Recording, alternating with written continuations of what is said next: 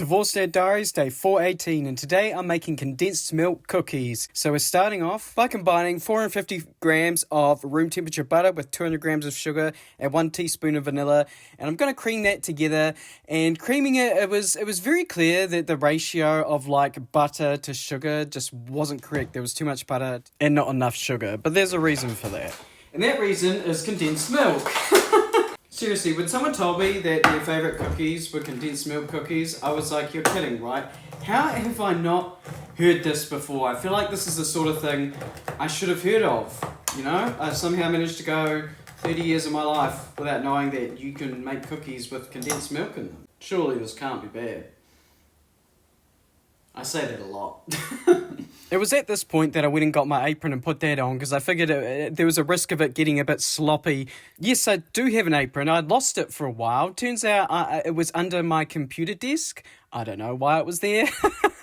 Doesn't matter, I found it now. Of course, it didn't stop me from doing that rookie move where I took the mixer out of the bowl while it was still going and splashing it everywhere, including all over my sleeves. I may or may not have uttered a swear word or two here, it's fine. Moving on to the dry ingredients, I have 520 grams of flour followed by 1.5 teaspoons of baking powder. The recipe said to sift those in, so you can just like sort of imagine that there's a sift here. My sift is invisible. Now, it did warn me on the website that this makes a big batch, but this is...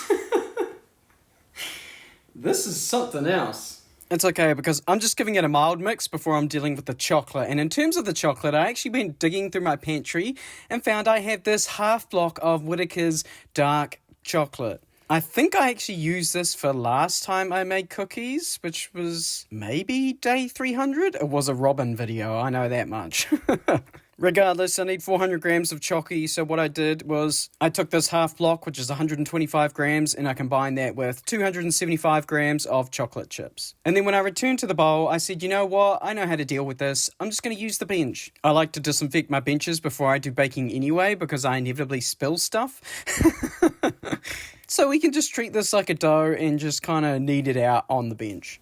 Okay, so the mixture is still quite sticky. I'm also just realising I think I'm slowly pushing it off camera. At this point, I'm not sure if I should add more flour because I don't want to work it too much because otherwise I don't want to stretch the gluten. I'm not making bread. I'm thinking maybe I just start taking scoops out of this ball.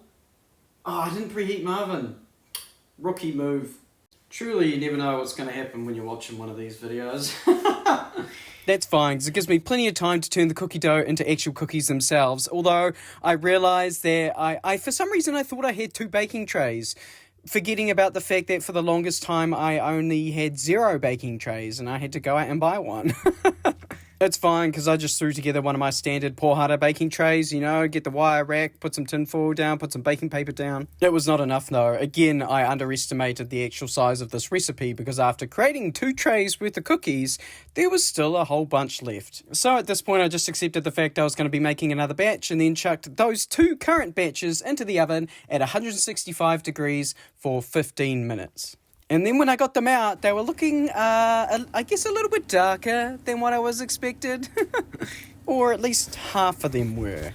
My oven is on fan bake, so they should all be pretty much the same. These maybe got 30 seconds more than the next tray. I'm just learning now that there are hot spots in my oven. Oh well, I'll just cook the next batch for less time. So I ended up cooking the final batch for 14 minutes, and you can't really tell. It's this lot here, by the way. I think if I was to do this again, I would do it for 13 minutes. But, I mean, the recipe did warn me that it was a big recipe, but I just did like the man thing where I just assumed that I know better, but I didn't, because there's 47 cookies here. I have counted. 25 here, 22 here. I don't think I've ever made a cookie recipe quite this big before. But shall we try it? Let's grab this one on the end. Okay, so usually I use brown sugar in my cookie recipes, which makes them softer. All of this white sugar, plus the sweetened condensed milk, it means it's quite crunchy on the outside, but the inside is still quite soft. They taste different. You can almost tell that they've used sweetened condensed milk in it, as opposed to just the regular standard ingredients. There's no egg yolk in this either. And they're quite dense too, not too dense, but only 1.5 teaspoons of baking powder to all of that mixture. Did seem like not very much. Overall, I don't know if it's just because I'm hungry. I have to have dinner. But these are good cookies. I'm going to enjoy eating these.